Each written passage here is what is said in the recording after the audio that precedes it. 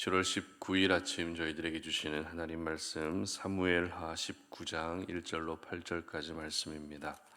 어떤 사람이 요압에게 아뢰되 왕이 압살롬을 위하여 울며 슬퍼하시나이다 하니 왕이 그 아들을 위하여 슬퍼한다 함이 그날의 백성들에게 들림에 그날의 승리가 모든 백성에게 슬픔이 된지라. 그날의 백성들이 싸움에 쫓겨 부끄러워 도망함 같이 가만히 성읍으로 들어가니라. 왕이 그의 얼굴을 가리고 큰 소리로 부르되 내 아들 압살롬아 압살롬아 내 아들아 내 아들아 하니 요압이 집에 들어가서 왕께 말씀드리되 왕께서 오늘 왕의 생명과 왕의 자녀의 생명과 처첩과 비빈들의 생명을 구원한 모든 부하들의 얼굴을 부끄럽게 하시니 이는 왕께서 미워하시는 자는 사랑하시며 사랑하는 자는 미워하시고 오늘 지휘관들과 부하들을 멸시하심을 나타내심이라. 오늘 내가 깨달으니 만일 압살롬이 살고 오늘 우리가 다 죽었다면 왕이 마땅히 여기실 뻔하였나이다. 이제 곧 일어나 나가 왕의 부하들의 마음을 위로하여 말씀하옵소서. 내가 여호와를 두고 맹세하옵나니 왕이 만일 나가지 아니하시면 오늘 밤에 한 사람도 왕과 함께 머물지 아니할지라. 그리하면 그 화가 왕이 젊었을 때부터 지금까지 당하신 모든 화보다 더욱 심하리이다 하니 왕이 일어나 성문에 앉음에 어떤 사람이 모든 백성에게 말하되 왕이 문에 앉아 계신다 하니 모든 백성이 왕 앞으로 나아오니라. 아멘. 감정과 이성 사이에서라는 제목으로 오늘 아침 말씀 전합니다. 사람의 마음속에는 감정과 이성이 함께 공존합니다. 그래서 감정이 이성을 앞서는 일도 있고 반대로 이성이 감정을 앞설 때도 있습니다. 그렇기 때문에 감정이 이성을 앞서는 것이 장점으로 작용할 수도 있지만 단점으로 작용할 수도 있습니다. 그리고 이성이 감정을 앞서는 것이 장점이 될 수도 있지만 또 반대로 단점이 될 수도 있는 것입니다. 그래서 필요한 것이 있다면 상황에 따른 적절한 대처와 반응이 필요한데요. 그러고 보면 감정이든 이성이든 이러한 모든 것들은 하나님이 우리에게 주신 축복이라는 생각을 하게 됩니다. 철저히 본능에 의해서만 살고 있는 동물과 비교될 수 없는 그 축복을 우리에게 하나님이 주신 것입니다. 특별히 하나님의 자녀들은 이 땅을 살아가면서 이 감정과 이성 사이에서 적절한 균형이 필요한데요. 지나치게 감정을 앞세워 행동하는 것도 조심해야 되지만 또 너무 이성적으로 판단하고 생각하는 것 역시 조심할 필요가 있다는 것입니다. 오늘 본문은 감정과 이성 사이에서 감정에 너무 치우쳐져 있는 다윗의 모습을 볼 수 있습니다. 다윗이 감정에 지나치게 치우칠 수밖에 없었던 이유가 무엇입니까? 바로 아들 압살롬이 죽었기 때문이죠. 부모가 자녀를 잃은 슬픔은 세상 그 어떤 슬픔보다 큰 슬픔입니다. 그래서 다윗도 어제 살펴본 것처럼 아들 압살롬의 이름을 부르며 그렇게 슬퍼하면서 울었던 것입니다. 따라서 슬퍼하고 있는 다윗을 향해서 그 누구도 뭐라 말할 수는 없습니다. 그러나 문제가 무엇이었습니까? 바로 감정과 이성 사이에서 균형을 잃었기 때문입니다. 그래서 오늘 본문은 감정에 치우쳐져 있는 다윗으로 인해서 이스라엘 백성들 가운데 어떤 일이 일어나고 있었는지를 잘 보여주고 있습니다. 먼저 오늘 본문 2절 말씀을 함께 읽어보도록 하겠습니다. 왕이 그 아들을 위하여 슬퍼한다 함이 그날의 백성들에게 들림에 그날의 승리가 모든 백성에게 슬픔이 된지라. 반역을 일으킨 압살롬의 군대를 제압하고 다윗의 부하들이 이겼습니다. 그럼에도 불구하고 수고한 부하들은 결코 기뻐할 수 없었다는 것입니다. 오히려 승리가 슬픔이 되어버리는 아이러니한 상황이 펼쳐지게 된 것입니다. 그리고 이어지는 3절 말씀도 한번 보시기 바랍니다. 그날에 백성들이 싸움에 쫓겨 부끄러워 도망함 같이 가만히 성읍으로 들어가니라. 무슨 말입니까? 싸움에서 이긴 개선 장군의 모습처럼 당당하게 들어가는 것이 아니라 싸움에 져서 도망쳐 나온 패잔병의 모습으로 숨어서 가만히 성읍으로 들어왔다는 것입니다. 급기야 이렇게 계속 슬퍼하고만 있는다면 모든 사람들이 다윗을 떠나게 될 것이다라는 말까지 듣게 됩니다. 이와 같은 다윗의 모습은 결국 다윗의 부하들과 지휘관들을 멸시하는 모습으로 여겨질 수밖에 없었겠죠. 분명 다윗은 아들을 잃었기 때문에 큰 슬픔의 감정이 찾아온 것은 사실입니다. 당연히 슬퍼하며 울어야 합니다. 하지만 그 슬픔의 감정에 지나치게 매여 있다 보니 정작 자신이 돌아봐야 할 부하들과 신하들, 그리고 자기를 믿고 따라온 백성들을 놓치고 있었던 것입니다. 과거 바세바 사이에서 태어난 아이를 하나님이 죽이실 때의 모습을 우리가 한번 생각해 봤으면 좋겠는데요. 그때 다윗은 금식하며 밤새도록 울며 이 아이를 살려달라고 하나님께 구합니다.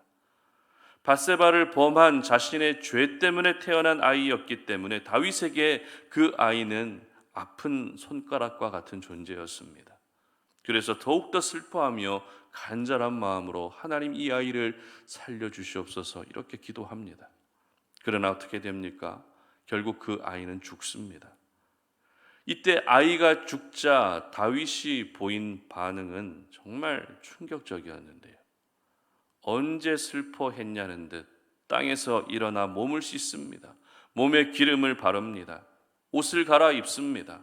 그리고 하나님의 전에 들어가서 경배합니다. 그리고 왕궁에 들어가서 음식을 먹는 다윗의 모습은 우리에게 정말 큰 충격으로 다가옵니다. 슬퍼하면서 살려주시기를 기도한 그 슬픔이 과연 진짜 슬픔이었는지 의문을 가지는 분도 계십니다. 또 어떤 분은 다윗이 심각한 정신질환을 가지고 있는 것 아닌가라는 그런 생각을 하는 분도 있습니다. 그러나 아들을 살려주시기를 슬퍼하며 기도할 때 그 슬픔은 결코 가짜 슬픔이 아니었습니다. 그렇다고 감정의 기복이 수시로 바뀌는 정신질환을 앓고 있는 그런 슬픔도 아니었습니다. 바로 감정과 이성 사이에서 어느 한쪽으로 치우쳐 있지 않은 균형을 이룬 모습이었던 것입니다. 그것이 우리에게는 이중적인 모습으로 보여지기도 합니다. 그리고 가식적인 슬픔으로 보여질 수도 있습니다. 그러나 다윗의 그런 모습을 통해 하나님은 저희들에게 감정과 이성 사이에서 때로는 절제와 조절도 필요하다는 것을 말씀하고 계시는 것입니다.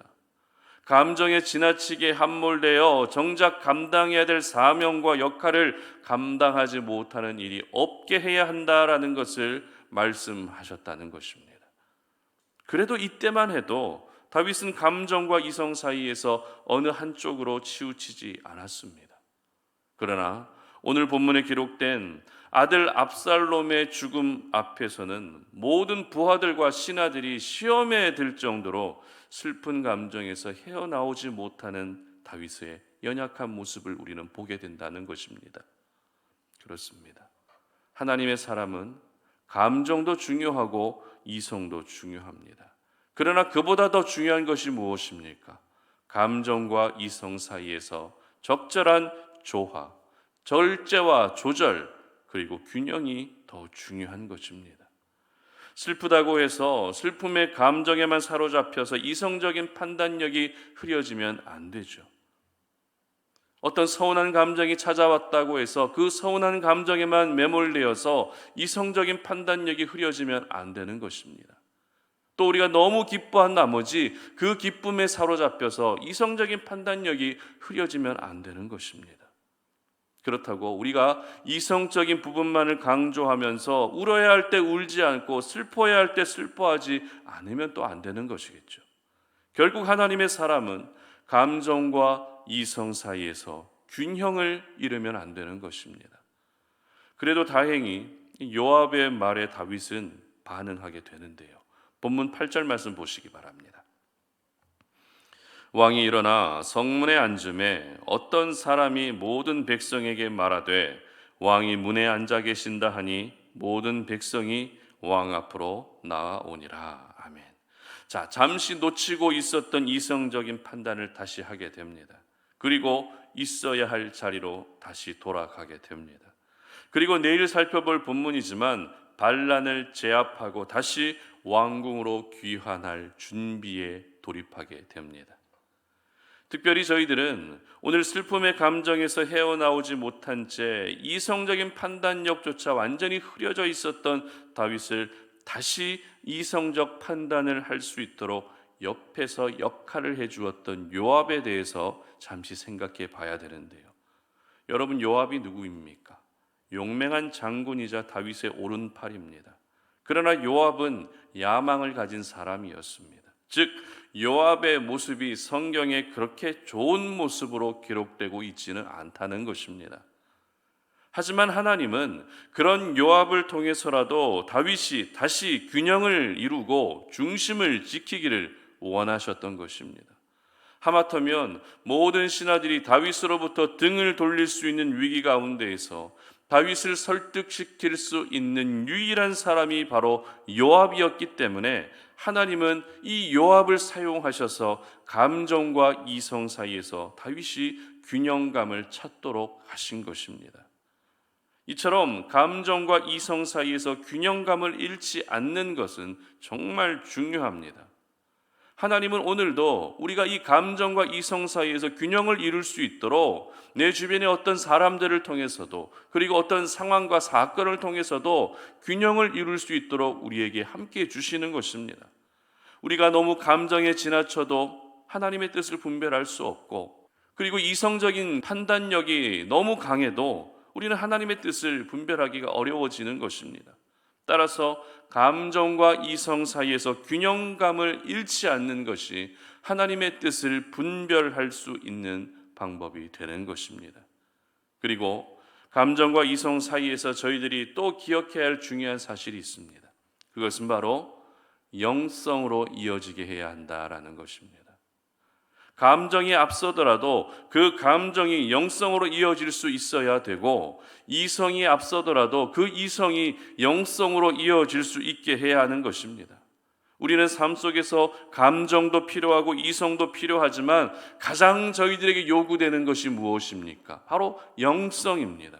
그러므로 여러분의 슬픈 감정만이 아니라, 여러분의 서운한 감정만이 아니라, 여러분의 기쁜 감정만이 아니라 그 모든 감정이 영성으로 이어질 수 있게 하시고, 여러분의 이성 역시 영성으로 이어질 수 있게 하시기를 바랍니다. 그렇다면 이 감정과 이성 사이에서 균형감을 잃지 않는 방법이 무엇일까요?